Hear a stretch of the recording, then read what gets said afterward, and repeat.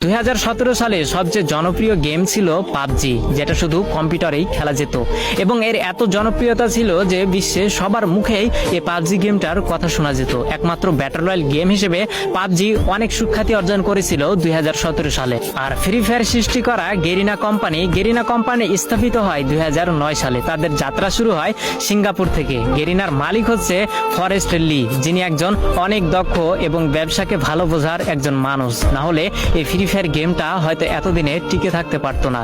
তো 2009 সাল থেকে গেরিনার যাত্রা শুরু হলেও তারা কোনোভাবে কোনো গেমে সাকসেস পেল না, সবকিছুতেই তারা ফেল হয়ে গেল। একের পর এক ভিডিও গেম রিলিজ করেও মানুষের মন জয় করতে পারছিল না। তো 2014, 15, 16 সালে গেরিনা বেশ কয়েকটি গেম মানুষের সামনে উপস্থাপন করে, কিন্তু এত পরিমাণ ভালোবাসা এবং এত পরিমাণ জনপ্রিয়তা পায়নি গেরিনা কোম্পানি ওই অন্য গেমগুলোতে। কিন্তু সবকিছুতেই একটা টার্নিং পয়েন্ট থাকে, যেটা 2017 সালে গেরিনা কোম্পানিকে তাদের মোড় ঘুরিয়ে দিয়েছিল। যেহেতু 2017 সালে শুধু পাবজি গেমটাই ব্যাটল রয়্যাল গেম ছিল এবং মানুষের মাঝে উৎপত্তি হয়েছিল একটা বিশেষ গেম হিসেবে, সেহেতু গেরিনা কোম্পানির মালিক ফরেস্ট লি ভাবলো কেন না মোবাইলের জন্য একটা ভালো গেম উপস্থাপন করা যাক বা মানুষের সামনে ছড়িয়ে ফেলা যাক, যার হাত ধরে কয়েকজন টিম নিয়ে এই গেমটাকে তৈরি করার কাজ শুরু করা হলো।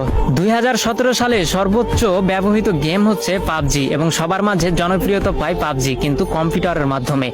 ফোনের মাধ্যমে এই পাবজি গেম এতটা জনপ্রিয়তা পায়নি। সেই সুযোগটাকে কাজে লাগিয়েছে গেরিনার কোম্পানির মালিক ফরেস্ট লি তৎক্ষণাৎ ভেবে উঠলো যে মোবাইলের জন্য একটা গেম তৈরি করা যাক, যে গেমটি অনেক কম দামি ফোনেও যেন সাপোর্ট খায়। তো যার জন্য কয়েকটি টিম গঠন করে গেরিনার কোম্পানি ফরেস্ট লি কাজ করা শুরু করলো। 2017 সালের প্রথম দিকে এই ফ্রি ফায়ারটাকে তৈরি করা শুরু করলেও 23 আগস্ট 2017 সালে এই গেমটাকে পুরো বিশ্বে ছড়িয়ে দেয় গেরিনা কোম্পানির মালিক ফরেস্ট লি, যেটি একটি সিঙ্গাপুর কোম্পানি এবং সিঙ্গাপুর থেকে এর হেডকোয়ার্টার এবং পুরো গেমটাকেই পরিচালনা করা হয়। তো 2017 সালে যখন সাধারণ মানুষ সাধারণ ফোনে এই গেমটাকে খেলতে পারতো, তখন পাবজির জনপ্রিয়তা ধীরে ধীরে কমতে শুরু করলো এবং যেহেতু কম দামি ফোনেও ফ্রি ফায়ার গেমটাকে খেলা যেত, যার জন্য সবাই এই ফ্রি ফায়ার গেমে ঢুকে পড়লো। তার দেখা দেখি পাবজিও 1 বছর পরে তাদের মোবাইল ভার্সন বের করলো, কিন্তু অনেকটা দেরি করে ফেলেছিল পাবজি, কারণ সাধারণ মানুষের মনে এই ফ্রি ফায়ারটা অনেকটাই জায়গা করে নিতে পেরেছিল।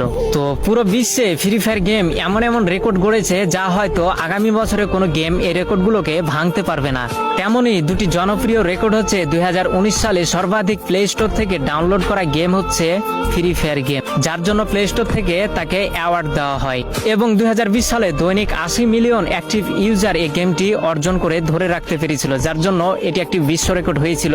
হয়তো আজ পর্যন্ত অথবা পূর্বে অথবা আগামীতে এই রেকর্ডটি ভাঙতে পারবে না কোনো গেম।